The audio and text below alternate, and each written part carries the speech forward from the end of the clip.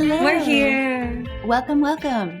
Let's start out kind of by touching on our Patreon because this is like second time we've remembered to do that. We're like big kids now. We are like big kids. I'm so proud of us.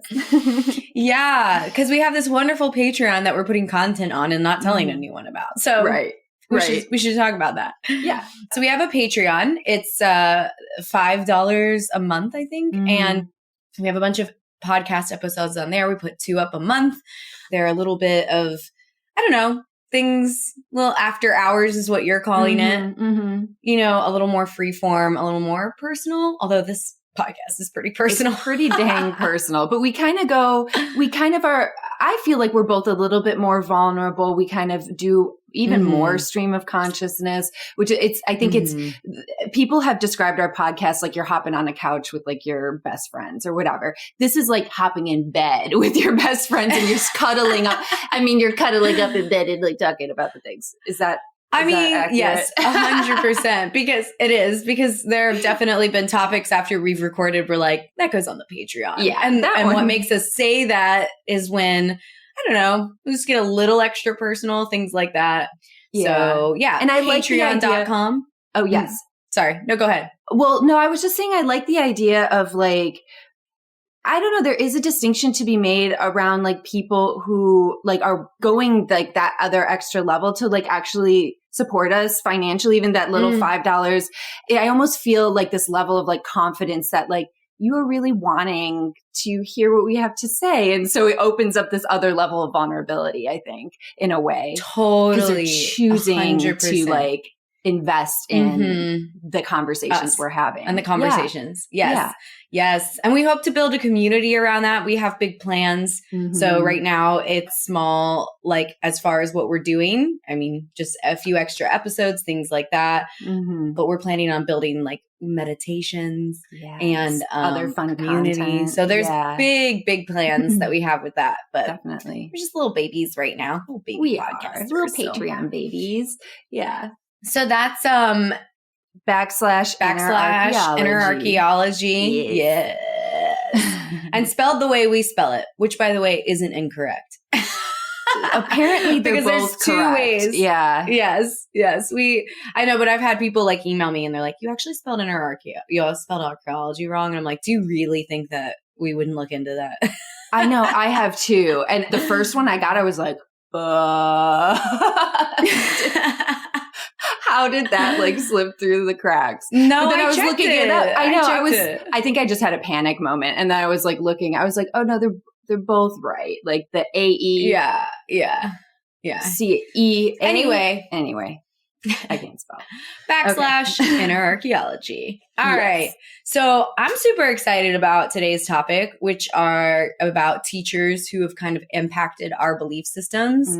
I know that you're feeling, it's funny. It's so fun because when we pick these topics, oftentimes one of us is like, oh yeah, hell yeah, I can't wait to talk about this. And the other person's like, this is going to be a weird one for me.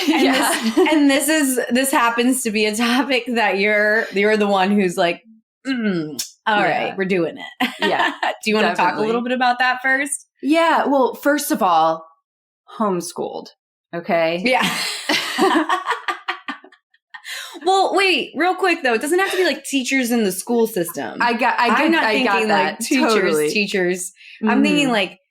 I'm thinking basically mentors. Like mentors. People who significantly impacted our beliefs, who we are, that are not our parents or like family members is kind of so I'm kind of glad actually that we defined that. Identified that. But I think the reason I'm saying homeschooled is I actually, until I was 17, 18, I didn't have a ton of like that kind of input. I mean, there were some very outside of like schooling, but most of it was within like the church structure. Right. And so that definitely was very impactful to me, but not necessarily positively in the long run. There's some areas, of course, I think was like really beautiful and like people who encouraged me in beautiful ways, but it is kind of like a both and like it was bittersweet. There's good things and not so great things. Cause I grew up in this bubble, and then I exited the bubble and have had to deconstruct a lot of what I was taught. So that's kind of the energy I'm coming at it with, or like the complexities that are kind of in my story. Yeah, I'm excited because both of us have significant teachers who impacted our beliefs in our life who come from the church. And mine like is really positive. And yours maybe not so much. But I think this is good because I think so far we've only alluded to that, how we have had very different experiences like with the church. Although also there's like an incredible amount of similarities. I mean, that's like our bonding over Kevin James Thornton, who we love to talk about, because it's just so hits home for both of us, but it's also different. So it's like so similar, but so different. So that'll be interesting too, because we have only really alluded to that, but haven't really dug into it. So the stories behind that. Yeah. Do you want to take it off with that? Your favorite mentor in that? And from church? Yeah. Yeah. When we talked about, I'll just say like when we talked about having this conversation, like two people immediately came to mind. And the first one was my 5th grade teacher, Miss Ross. And the second one was my youth pastor, Bill. And they just both were profoundly impactful on my like beliefs in life.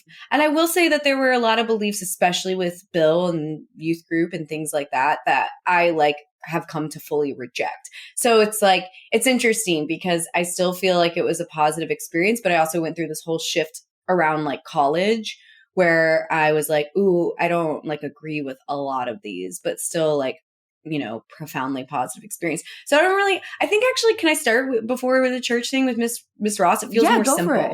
Yes, do it. So my 5th grade, all growing up, I was like, had so much energy. And so, I was diagnosed with ADHD. Actually, in the 2nd grade, was put in a study for children with ADHD, girls actually, I think specifically, and ultimately prescribed like 40 milligrams of Ritalin in the 2nd grade. Oh my God. And so I had this, it's so funny because it's something that was obviously a huge, impactful part of my story that I didn't realize was huge until you. Okay. Because I remember having this moment with like my weirdness around like medical stuff, and you started asking me questions, and only through you asking me questions and you being like, Sarah, what the fuck? Was I like, oh, that was huge. So I have this big old story about me having too much energy, being too intense, being overwhelming for people. And so all through like elementary school and stuff, that was like my story. I was often in trouble because I had a hard time like sitting still in class. I found it very boring. School was also very easy for me. So I would do like kind of the bare minimum and still get good grades. And I was just freaking bored. And Miss Ross, yes, she was the first. I actually remember feeling like she was the first adult who treated me like an adult. And she treated me with so much like respect and had like, even like, I would say go so far as to say like admiration for like who I was and my mind and my thoughts. And she wasn't like constantly disappointed with me. She was always celebrating like my energy and who I was. And it was obviously like incredibly healing for me as like a child who was just felt like adults like never knew what the fuck to do with me. Yeah. And she would give me, like, I remember she would like give me like more things to do instead of just like getting frustrated with me. And actually she and I had this thing where like I would like hide under her desk at the beginning of class.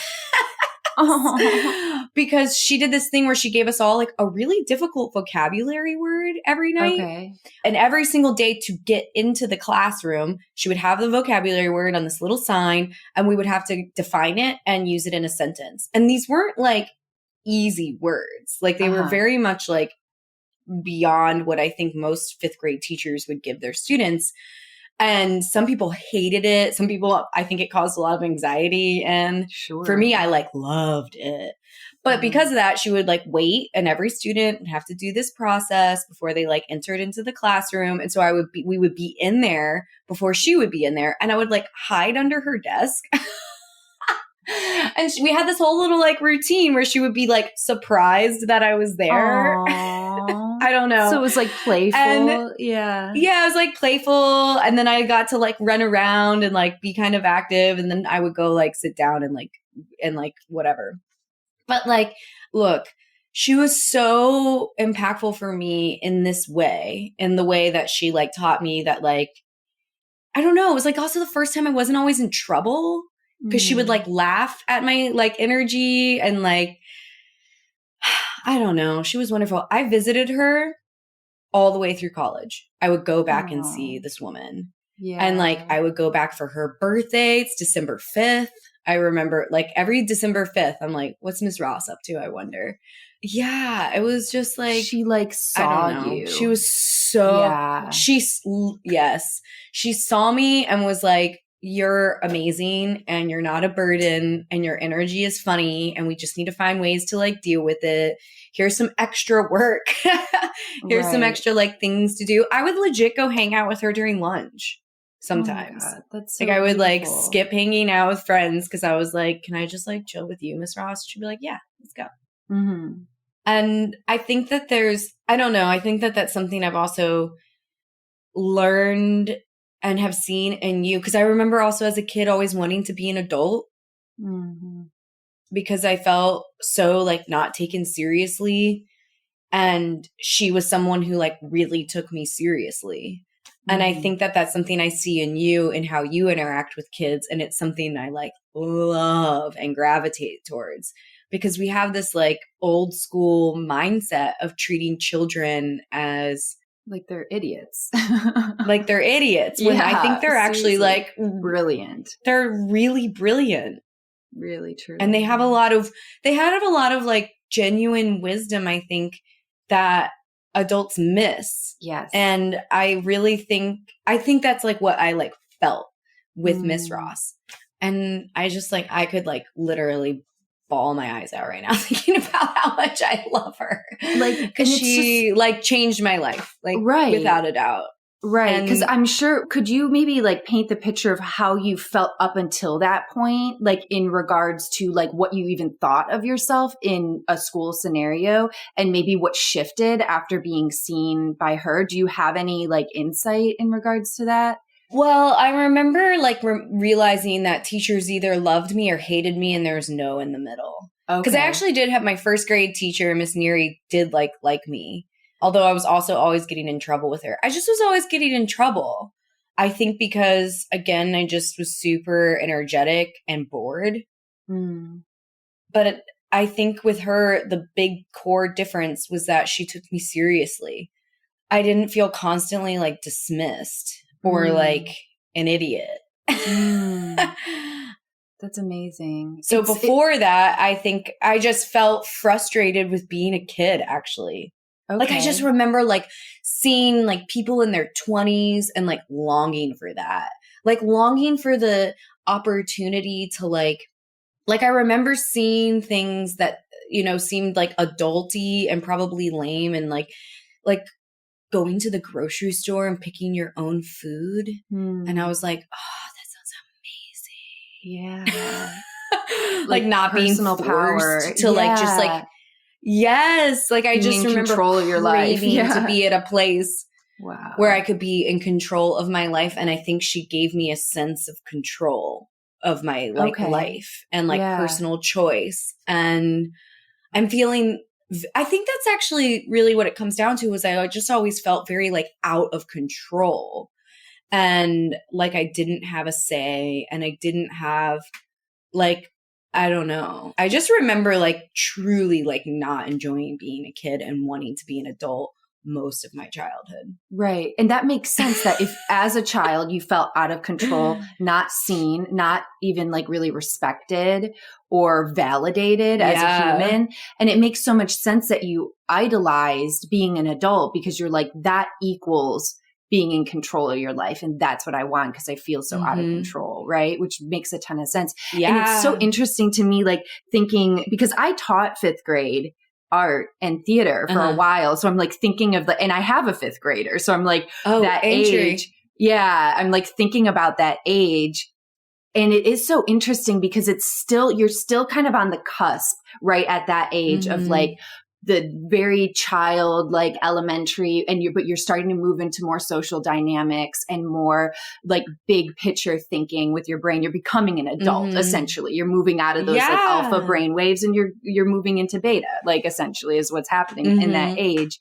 And it's so interesting to me that like, you know, maybe behavior that was perceived as problematic in previous classrooms where teachers were not able to actually clearly understand the origins of your behavior, which is you're fucking brilliant and understimulated and bored as fucking class, right? And they probably misinterpreted your energy wildly, like as more like incapability. And then to have like a teacher who either had a child or was a child that had that, like she obviously knew what the fuck to do with that energy. Cause it seems to me like she was able to see it and really see, oh, you're brilliant and bored. Like, let's give you more work. Like, let's be playful with you, you know? And it's just like, she saw your behavior.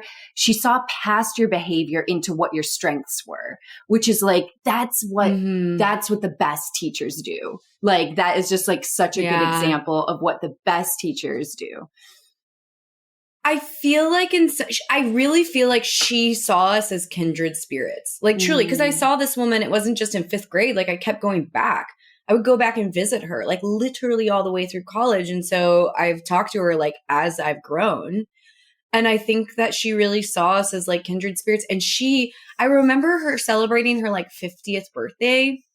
I'm pretty sure it was her 50th when I was like in fifth grade. So she was older and she was like one of the feistiest, most fierce, energetic like women I've ever met. And she did everything her own way. She would she was known for taking like the curriculum and making it her own. Like she had this whole like chocolate, I don't know what the word is in like curriculum, but she took something that was in like the curriculum and made it all about chocolate where we like actually like wrote a unit letters study. Thank you. I'm like, what's the word? Unit. I almost said unit actually. Yeah. And it was all about chocolate. And we actually like wrote letters I feel like to people who worked at like chocolate companies and like, I think we actually wrote letters to like politicians. I can't remember in like what way that like worked together. And I just remember like Miss Ross was known for making all the curriculums her own. And so you knew, and like the same thing with like the vocabulary word getting into her classroom. Like I remember some students being like, I don't want to be in Miss Ross's class. I don't want to have to do that every day.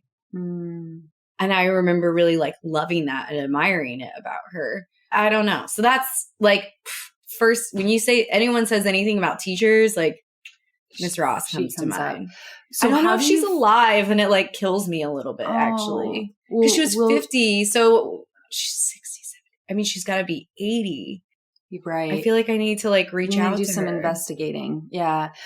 So my question then is, how did your experience with Miss Ross impact like your beliefs about yourself and the world for like the rest of your life? Like, how would you encapsulate that? Well, personally, she made me feel like not like a freak or someone who was just like awful and needed to be controlled. And she made me feel like celebrated and loved. And isn't that like the core of what we all really want in life? 100%. Is to be like seen, understood, and loved for who we are. So like that in and of itself is like one of the most healing experiences I've ever experienced. And then also, I think she really taught me how to like see that in others, especially in kids. I don't know. Whenever I can't tell you the number of times I've talked to parents who are like, my kid's a difficult one. I actually just this weekend saw a bunch of high school friends and I was talking to one of them and he was like, I have a spirited child. That's a nice way and he's to put like, it. Yeah. And he was like, and two of my high school friends were talking together and they were like, we love to talk about our kids together because they're so different. He was like, one of them was talking about how he had a relatively easy child, and the other one was like, my child was very spirited. And I was like, I can't tell you the number of times I hear stories like that. And I've said to parents, I'm like, look, you just have to like make them feel so loved and seen and find ways to like work with that energy. Cause I'm telling you, I was one of those kids. And for the longest time, I hated myself for it. But the few people in my life who like saw that in me and celebrated me for that and gave me permission to like run with that energy, like those are the people who like that's the difference between being an alcoholic and hating yourself and wanting to drink till you die and going on to take that energy to create a really beautiful and exciting business. Like, I really think that's like the difference between the two for me anyway. And so that's how it's impacted me. It's like those people that have come about in my life, and you're one of those people for sure. Those are the people who have made me like take the things that could either be like really self-destructive or really powerful and made them powerful and not self-destructive. I really like believe that.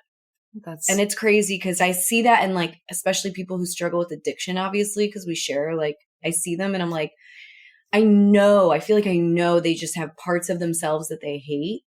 And if they could come to like love those parts of themselves and turn them into something useful, or like not hate them, step one, right. See that they're like something that's beautiful to be loved and cherished. And then also take it then the next step is, how can I like bring this into something that's like a positive influence, like in the world, for myself, and then ultimately for others. Like that is, that's it. That's amazing. Cause I mean, it makes sense. I mean, I love that correlation. No, cause it makes sense that if you were a child and your understanding of how you were perceived, and then you were starting to build your opinion about yourself, is that there are parts of me that are unacceptable. And and then growing up with that dissonance, like is you've like Horcruxed yourself.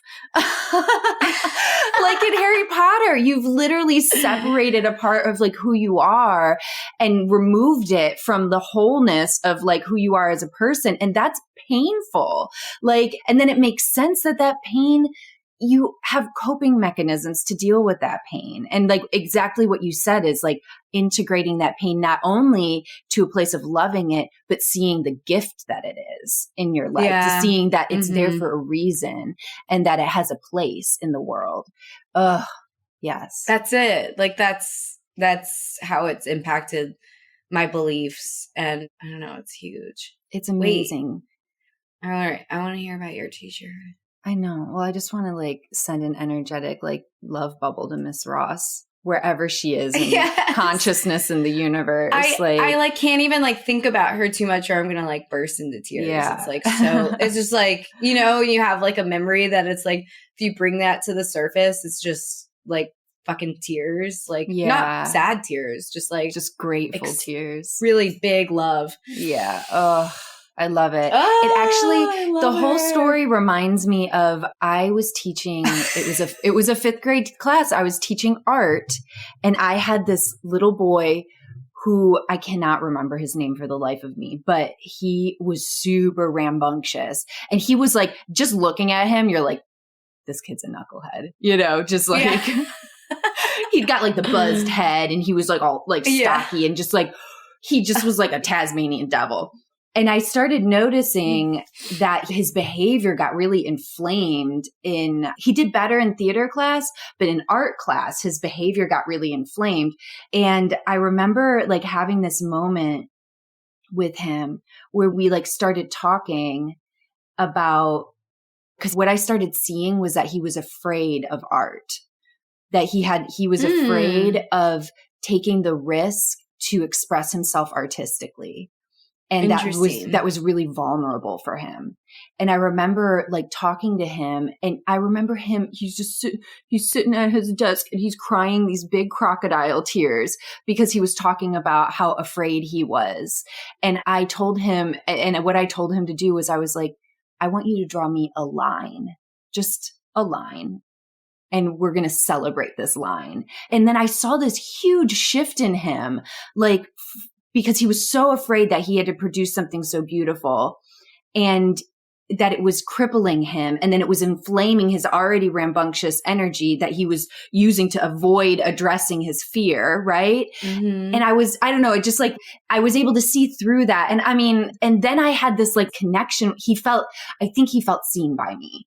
And he like every class he came in with this big, huge smile. And it was such a 180 where he like felt seen. He was excited to do things, and he knew that he wasn't going to get in trouble. I wasn't going to like criticize his artwork, and that I was going to celebrate him. And it just was like, that was one of those moments where, and anybody who's been a teacher and taught kids will be like, those are the moments that like, that's why I'm doing the thing I'm doing. You know, I fucking love teaching that age. The 4th and 5th graders were my favorite.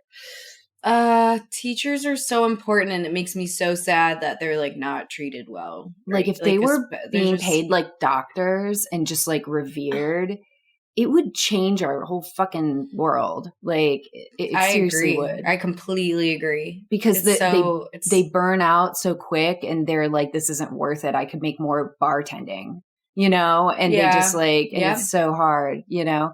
But so, okay, my blah, blah, blah, blah, blah, blah. It's so it doesn't funny have to be like paralleled, you know? No, because I don't have a parallel. I don't have one. I guess it just is like, what comes to your mind first when we said we were going to talk about teachers? Yeah, the first one that comes to mind is the woman who owned the horse stables that I grew up working at. Because I'm homeschooled, but I literally, there was a season in my life, it was 5 days a week. I'm like mucking stalls and doing things like that. And it wasn't like it was a relationship. It's actually, I haven't thought about this relationship in a while. It was very interesting. I was very intimidated by her, but it was in like a kind of like an inspiring way. Like I wanted to be like her. And then she kind of took like a particular liking to me. And I don't know exactly why, but there was something about me that she really liked. And I think I just felt like really special. Like it got to the point where I started feeling special, and she taught me how to work hard. Like really, it was just like how to fucking work like hard. And I'm talking like, I'm like 13 and like, I was like fucking jacked, like my muscle, like my upper body muscles from like throwing bales of hay and like mucking stalls and then working with horses, which is really scary. And she kind of like gave me this, it was more of I feel like it was less about our interactions and more about the environment she created for me to grow and learn how to work really hard. Like, and I'm really grateful. I'm really grateful for that farm and for that season. And I feel like I was able to feel like really good. Like I was good at things and like cool opportunities that I had to like train horses and shit. It was amazing. And she kind of was like this, she gave me this space, and she was always like so supportive of me. But again, this kind of, it existed within this like this Christian bubble. So it's just, it's just one of those things like when I started shifting away from that, you know, that wasn't there, that connection obviously wasn't there in the same way. So, but that relationship is one of the more impactful ones. And it was also so impactful because she would tell this story in the barn, in like the horse barn. There was this little weird like apartment. It was literally just up in the loft. It was this little like room, essentially. It was like a bedroom. And it wasn't finished or anything. It was just wood. And she would always tell this story about how she was leaving a really destructive marriage, and she had a baby, actually two little ones. And she just kind of had to flee this relationship. And she had this barn, and her dad built her this room in the barn. And she like literally lived in a barn, like with her kids. And she built this, like, cause she talks about this, like her humble beginning or whatever. And she built this like huge farm with like summer camps and kids and lessons, and they do all sorts of stuff. And it was like such a huge community was built. And she had this beautiful house that she built, and she had this beautiful relationship with a man who loved her to death.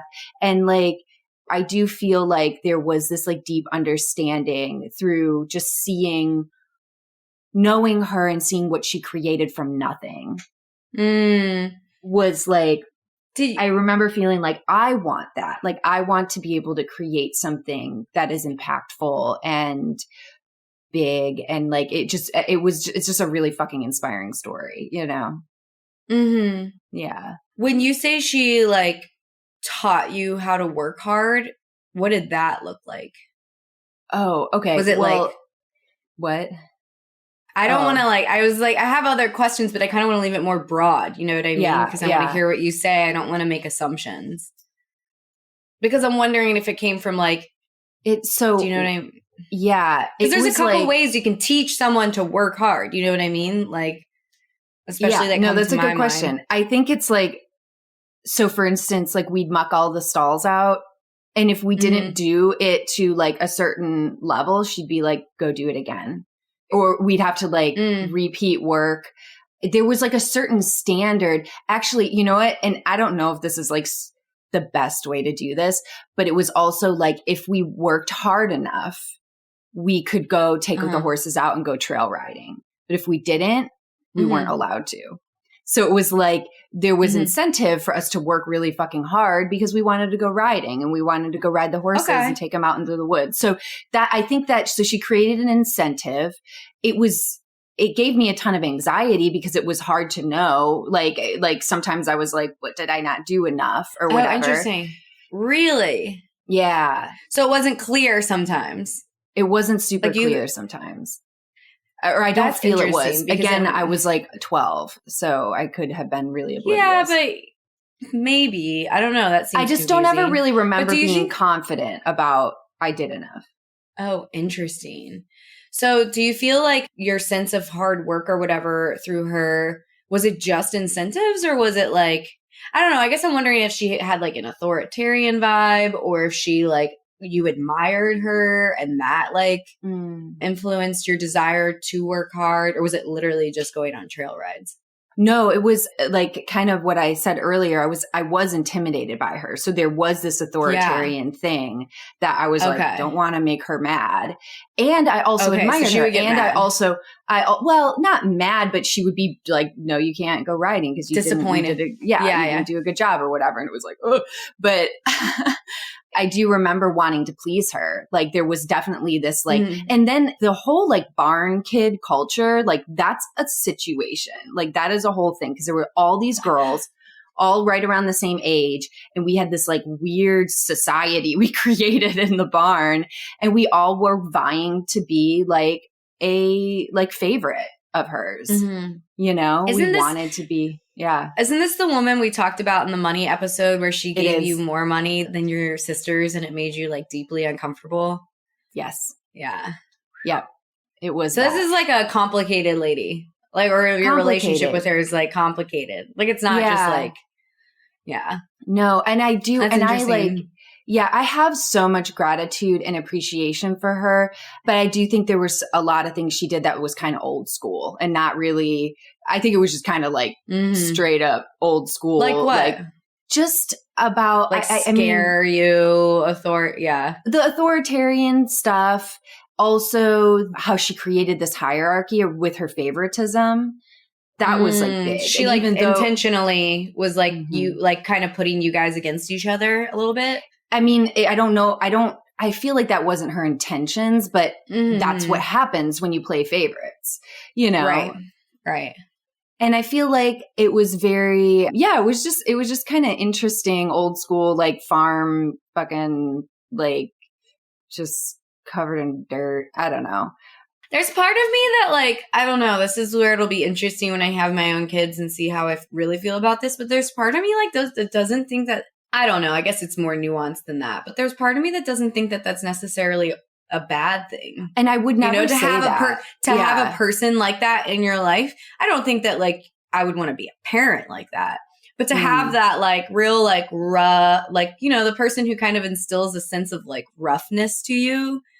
And listen, you know, this woman, like I feel like she like roughened you up a little bit, and I think it was probably she taught a good me to thing. be resilient in a way that if I didn't have that experience, like I have a certain reliance on like, it does manifest a little bit more physically, but just like I can fucking do the thing. Like I'm just going to like do it or whatever. And like I can do it and I can be strong and I can be brave. Like if I were to look back and say if there was like one thing in my life that impacted me in my childhood, that impacted me the most, it was that for sure. Like it was working so fucking hard that like in like negative 10-degree weather in fucking Buffalo winter, and I'm like, can't feel my legs from the shins down. Like it was just like extreme circumstances and hard labor. Like it was not, I don't know, like when I say mucking stalls, I'm talking like wheelbarrows and wheelbarrows full of fucking horse shit. And like everything is so heavy all the time. I'm talking like breaking like 4-inch thick ice off the top of like water troughs and like it just, and then like handling these horses, you know, like actually having to handle horses that maybe may or may not have been very well behaved. Birthing, like helping horses, like the birthing process, like staying up all night, watching the horses that were ready to give birth. It was so profoundly impactful for me to be able to just like work really hard with my hands and be strong and be resilient and persevere and do a good job, like have integrity around my work and try to do like a good job. That I seriously like, I've been emailing farms around my area because I want my girls to have that. Like I want to put them in a farm with some scary boss lady that they have to figure out how to work really hard, you know? So yeah, I don't mean for any of that to come across negatively because I think it was it was hard, but I think it was incredibly valuable to my life for sure. I think I like admire this part of your story and think it was such an important part. And I also like kind of wish that I had something like that because I didn't experience the concept around or, you know, experience how powerful it is to do something so incredibly physical and to like persevere until hour bound when I was in college.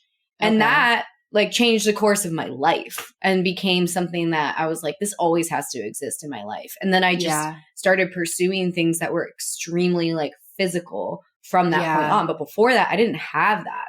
I didn't have that at all. And probably would have benefited your little, my little energetic body needed that to tire you out. Sure. Yeah. I think I like really craved and needed that and didn't discover it was something that was really beneficial to me again until I was like 19, you know? Wow. Yeah. And so I don't know, when I hear that, I definitely kind of like romanticize it a little bit. I'm like, I think that would have been so good for me. It was kind of fucking wonderful. Like I remember we would have these like hay days where we would get truckloads of hay delivered and we had to fucking like, there was like a big loft in the barn. We had to stack this hay like 10 high. We'd create these like elaborate hay structures with like tiers and stuff to like get it all up there. And I don't know how much a bale of hay weighs. It's a lot. It's a lot. It's not a small amount of weight. But hay's heavy. And me and all these other little 13-year-old girls with these like fucking like beefy like shoulder muscles were like throwing hay until we would collapse. Like we would do it and we would all collapse into the hay and fall asleep.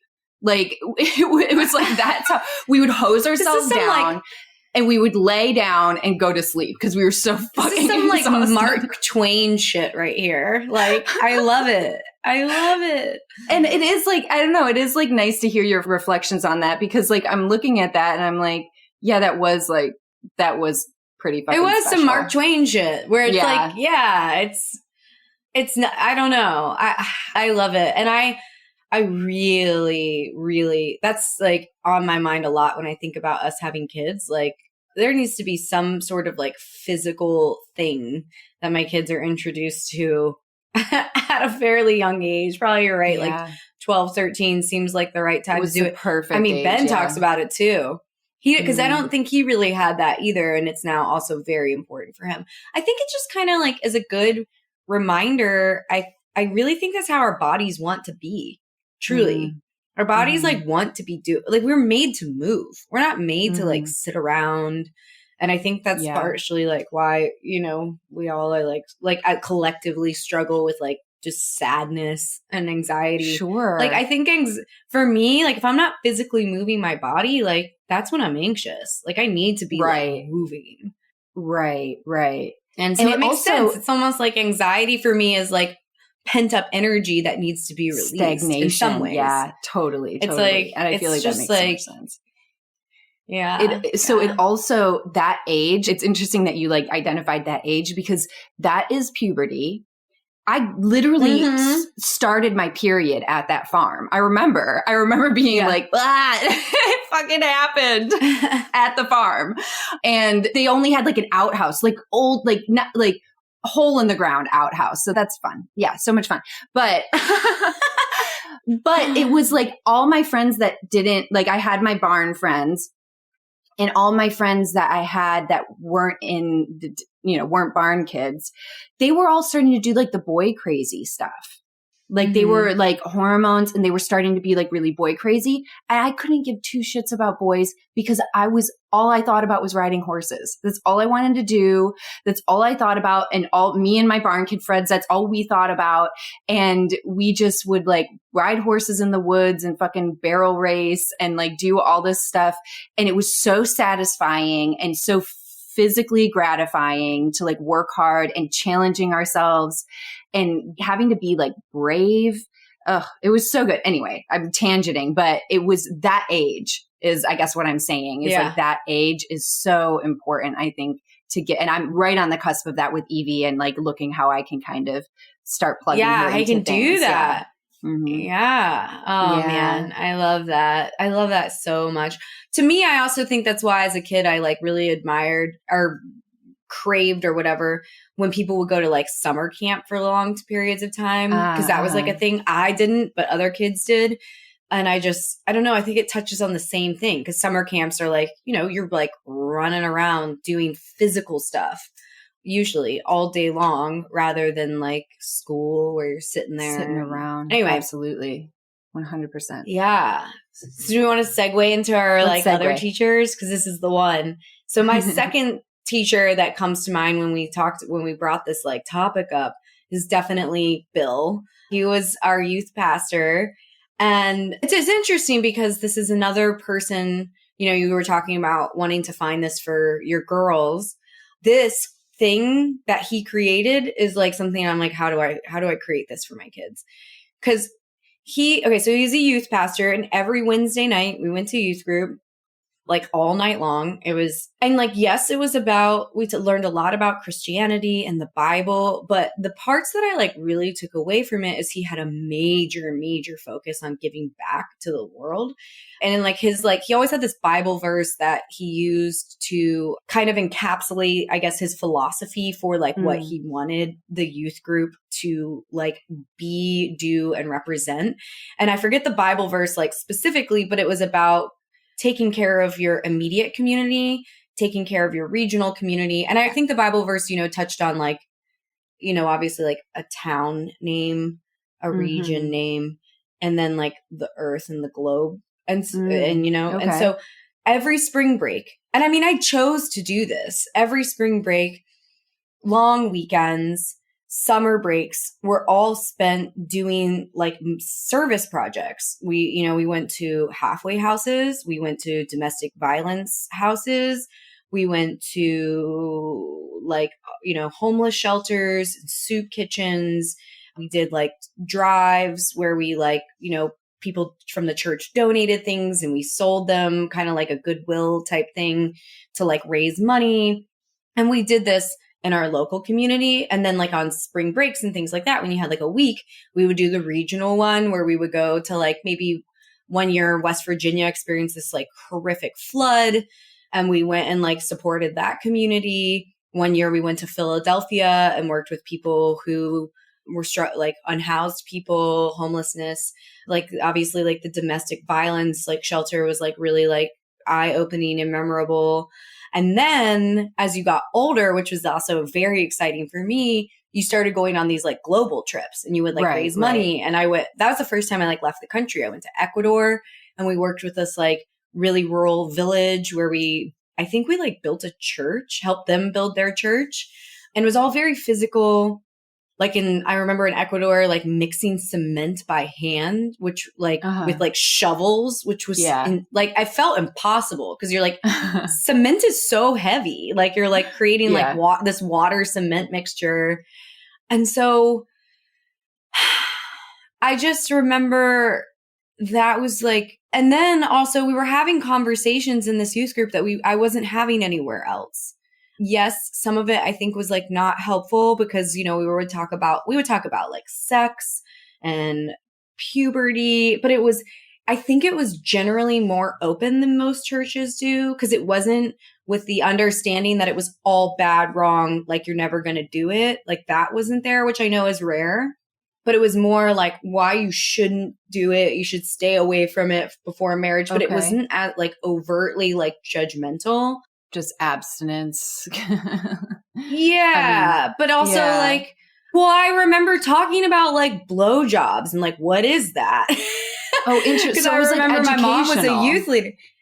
Yeah. So it was actually educational. It wasn't just like wrong. No, don't do that. That is so rare. Yeah. I mean, yeah. Wow. Because like what I remember, I'm pretty sure the like Bill Clinton thing was happening at one point. It was like, because I remember like the first time I learned like what oral sex was, because I didn't know what oral sex was. And I learned it because of Bill Clinton, because it was like oral sex. And I was like, what is that? I don't know. And I learned it like through my youth group. So there was also, I just remember, like, don't get me wrong. It was like abstinence, but it wasn't like you're going, like, I think where it was different from like your experience was there was no like real conversation about like, you're going to go to hell.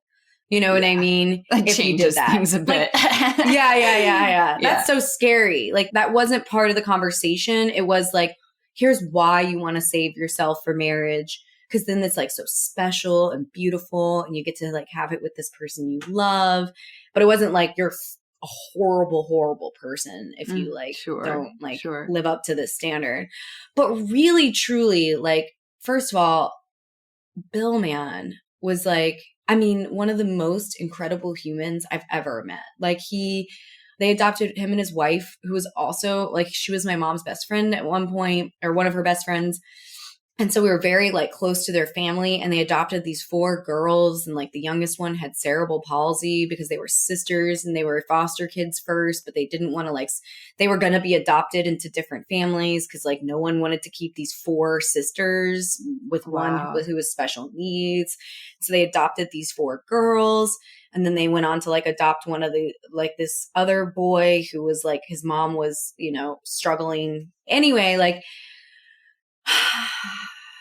it's just they sound like amazing seriously people. Yeah. And to just, I think from a very young age, because I really do think that we're wired, there's something in our biology that wires us to like be kind because it feels really good, right? Like, you know, it's that whole argument about like, is there true altruism, you know, or like, do we do things for others because it actually feels good for ourselves? And I really think that like, that we have been wired on like a biological level to give to people. And that's why it feels so good. Cause that's like, I mean, honestly, it's like, that's like great for survival, like as a collective like species.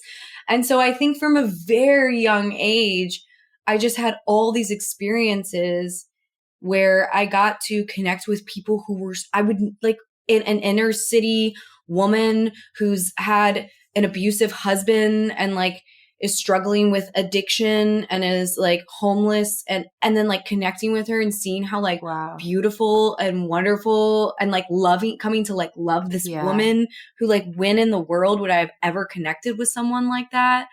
Wow. It really just gave me like a deep sense of like shared humanity and care for people who are like different.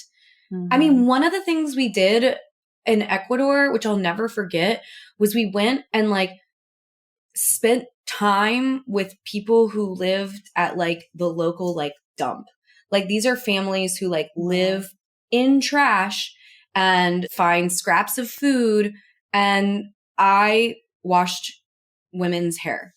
So like there was like a whole day where I was like playing with kids in the trash. I remember like you had to get used to the smell first. So like the first hour we're there, I'm like, right. And then you eventually get used to the smell of trash. And then I was like washing these women's hair, and they've never had somebody like wash their hair before. And so they're just like crying and like, this is amazing. Like you're showing them in the mirror and they're like, look at my hair. And we're like painting their nails and like, so I had a lot of like really profound experiences through this youth group like that I think has like literally to my core made me believe that like the only way is to like give back. Like that is like what we're here to do.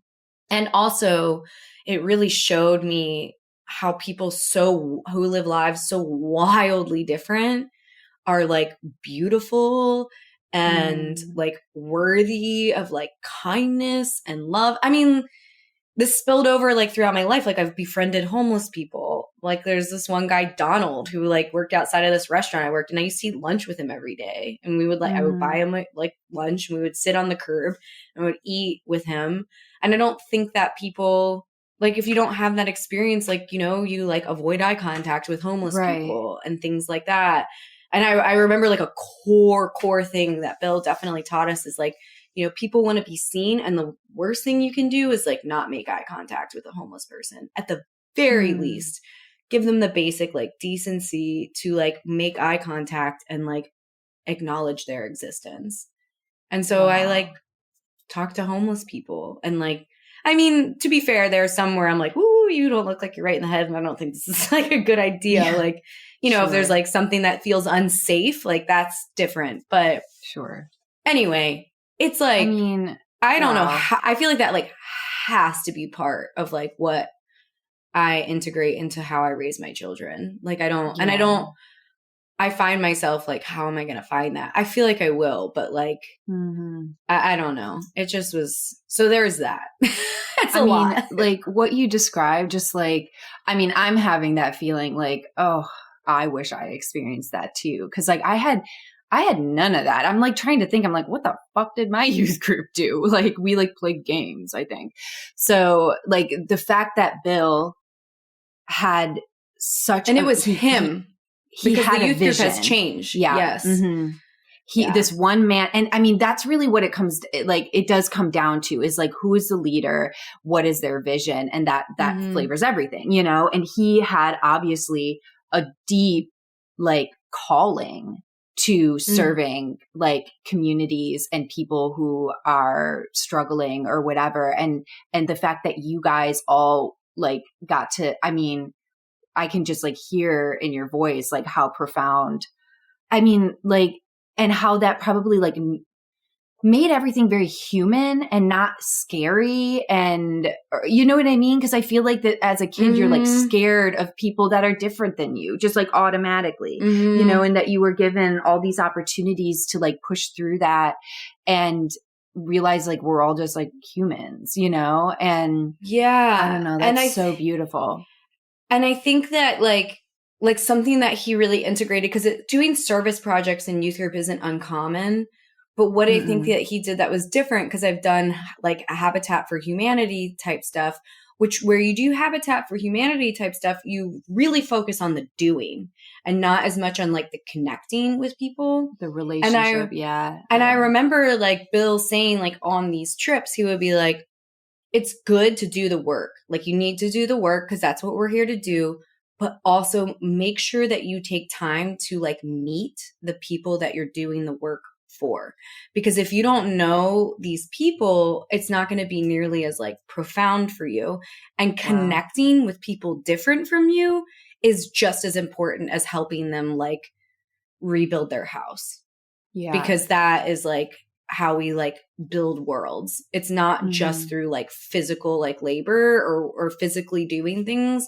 It's also through like connecting and seeing their humanity and making them feel like seen and loved. And I'm just like, what? He's such an incredible man. Anyway, so I don't know how to like find that. God, I don't know. I mean, if you figure it out, let me know. Because I would love, because there is something. They're out there. Sure, of course. There is something though that's, I think, specific about it being like a team thing, because I've also been like, okay, how do me and my girls go, like, you know, I don't know. I've been like rolling it around in my mind too, because they're getting to an age where they can start, I think, really being more in those kinds of experiences. But yeah, I guess, wow, like, was that your entire like teenage years? Was my question. Like, did it you was have from that middle school? It consistently? started in 6th grade. It's And like, it's something you start college. in 6th grade all the way through till college. Yeah. Okay. Yeah. I mean, literally like every spring break, that's what I did and chose to do. Because at first, I don't think I chose to do it at first, but very quickly you're like, this is like important. But also like, and I actually have gotten away, well, mostly because of COVID, but before COVID, when I traveled, because I love to travel, right? I always do something like this. I always find like an organization or like, you know, like an orphanage or like a school for like underprivileged kids. Like anytime I've gone, yeah. So anyway, that's something that like I've integrated into like traveling because I've like your learned values, around that. Well, yeah, because I've come to believe that, and this isn't like to judge others, but it's like more for me that like, I mean, traveling the world is like incredibly privileged to be able to do that. And so I try really hard to make sure that I'm not just like seeing the sights and that I'm like really trying to get to know the community. And so I don't know, I've even like, I stay with like families and there's so many wonderful organizations that help you do that. So it's more about it. Like once it's like top of mind, to find it isn't really that hard, but you definitely have to put in the work and it has to feel important to you, right? Yeah. To like find those places. Definitely. But yeah, I mean, we can do that. I like love to like look into this. Yeah. It's something that I don't know. I also just feel like your girls would love. Like I loved it. Like I loved it so much. And I think that kids are like when you're a kid before like all the like shit of the world like bums you out.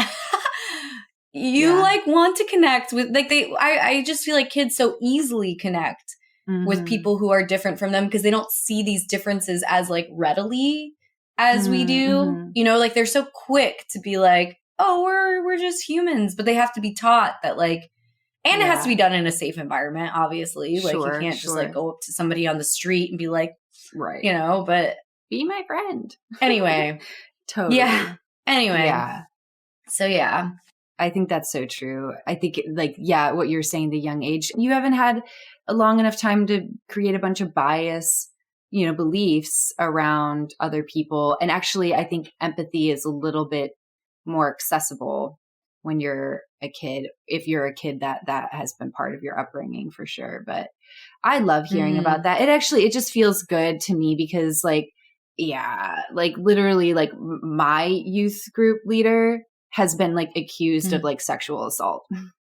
Like that's like, that all like came out last year or 2 years ago. So I have like this super like tainted negative kind of like view looking back on my like youth group experience. And it just, I guess what I'm just trying to say is it feels like really, really good to hear about your positive experience and to know that that's out there and there are like really good, impactful things happening in the church that are really, really beneficial and not like just harming, you know? And I mean, I know that, but it just feels good to have that reinforced, you know? So I know. I really love that story. 'Cause it's something that I don't know. We both were raised super religious, but came with just such different experiences in that way. And yeah, I just think, I don't know. I think it's important. The thing that I love about you is that you're not like resentful or bitter. Like you definitely have like pain there, but you're not, you know, you're not like just flat out angry. Like you can see the good that can be done. Yeah. I haven't like, I actually really quick want to touch on one thing because the person who followed Bill, his name is Ed. I feel like I can say his full name, Ed Travis. And he was also amazing and like carried on this legacy for a while. And he actually has been heavily involved with, and I want to like call this out for anyone who's in Austin, Texas, called Community First Village, Mobile Leaves and Fishes. It is like, we have to like go to Austin and like just see this place. It is a community for people who are struggling to stay housed, and it's like the cutest freaking community you've ever seen. And it's like all these little tiny houses, and Ed Travis is super involved in it.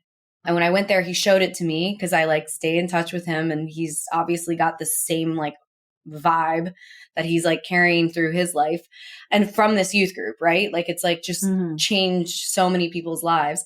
And it's like all these tiny houses, and it's this beautiful community, and they don't like kick anyone out, but they require that they participate in like giving back to the community. So when I was there, they were hosting this like movie night on this huge projector on this like amphitheater type lawn where they invite people who are like not in the community to come be a part of, so they can actually interact with the like people who would be homeless, people who are struggling with addiction. And like their whole philosophy is that these people deserve to be treated with humanity and dignity. And it's just there's just so many beautiful things like that.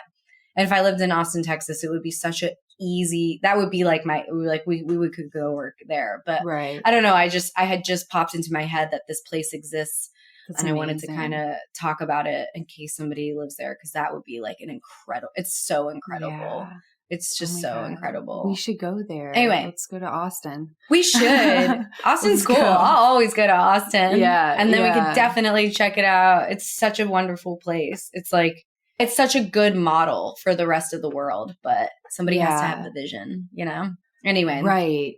That's amazing. Yeah. I feel like kind of like, there's so much more I think we could go into and talk about in this topic. But because I think we could also, I think we focused on some positives. I think we could also do this where it's not as bright and shiny. As positive. That's not a bad idea. I think that's also important, you know? It's really, because like it's being consciously aware. That's like our thing, becoming consciously aware of the beliefs that shape your reality. And it might be like really positive beliefs that were instilled and not so positive. Not so positive. Yeah. Maybe that's let's do that. Let's do part 2. Let's do that. Yeah. All right. Awesome. Okay. Well, till next time. All right. See you guys. Bye.